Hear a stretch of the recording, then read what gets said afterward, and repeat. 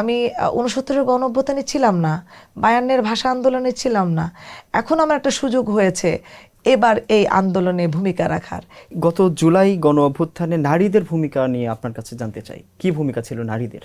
জুলাই আন্দোলনের নারীদের ভূমিকা মানে কোনোভাবেই ছোট করে দেখার কিছু নাই। আপনি যদি বলেন, আমাদের মনে আছে যে শামসুন্নাহার হল, রোকেয়া হলগুলোতে যে সাউন্ড ছিল, আমরা কিন্তু সাউন্ড সিস্টেম ছিল না, কিন্তু তাদের যেই বিদ্রোহী স্লোগান, সেই স্লোগান মনে হচ্ছিল দেয়াল, শামসুন্নাহার কিংবা রোকেয়া হলের দেয়াল ভেদ করে পুরো বাংলাদেশে একটা আলোড়ন সৃষ্টি করেছিল। মনে আছে নিশ্চয়ই, তারা রাতের বেলা যেই মানে প্রতিবাদটা জানিয়েছিলেন সবাই মিলে। এবং সম্মুখ সারিতে যদি আমি বলি, সেখানে আমরা মানে আমি যদি বলি আমরা নেতৃত্বে ছিলাম, এনসিপিতে ছিল যারা এনসিপিতে এখন, তখন তো বৈষম্য বিরোধী ছাত্র আন্দোলনের যারা এখানেও ছিল, পাবলিক ইউনিভার্সিটি বলেন, সব জায়গায় আমরা ইডেন, বদরুন্নেসায় কী অবস্থা হয়েছে সেটা আমরা দেখেছি।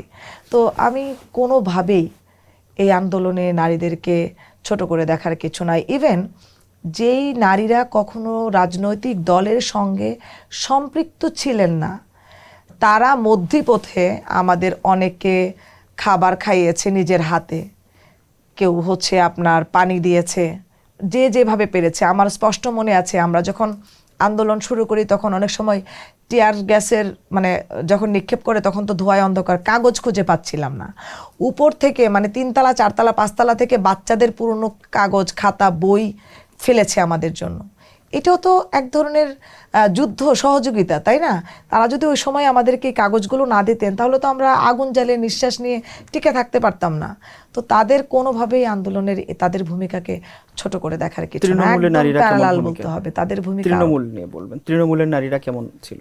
তৃণমূলের নারীরা বরাবরই আন্দোলন সংগ্রামে, আমি যদি পুরো 26 বছর অর্থাৎ 20 বছর আমাদের আন্দোলন সংগ্রাম দিয়ে কেটেছে। জুলাইটা স্পেসিফিক, জুলাইতে আপনার তৃণমূলের নারীরা যেইভাবে সহযোগিতা করেছে, সেটা গ্রাম পর্যায় থেকে যারা শহরে ছিল, মানে বড় শহরগুলোতে আছে, প্রত্যেকটা শহরে কিন্তু তারা তাদের নিজস্ব উদ্যোগে কিন্তু নেতৃত্বে এসেছে।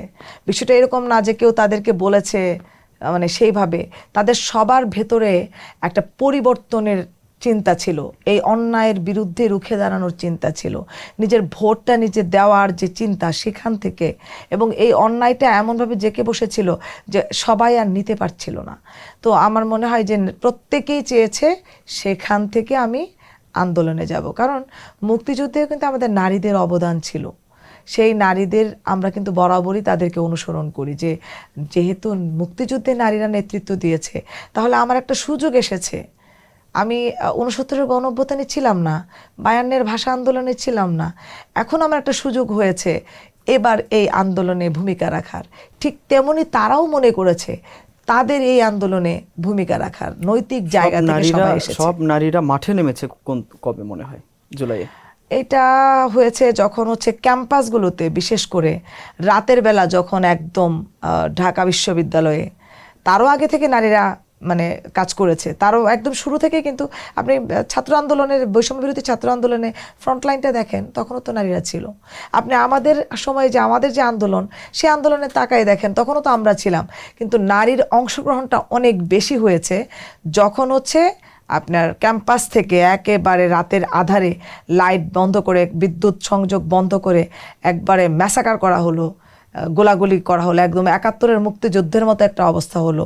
সেই রাতে যখন সবাইকে রাতের ১টা-২টার সময় মেয়েদেরকে হল থেকে টেনে হিচড়ে অত্যাচার করে বের করে দেওয়া হলো, সেইটা আসলে সবার মনে নাড়া দিয়েছে।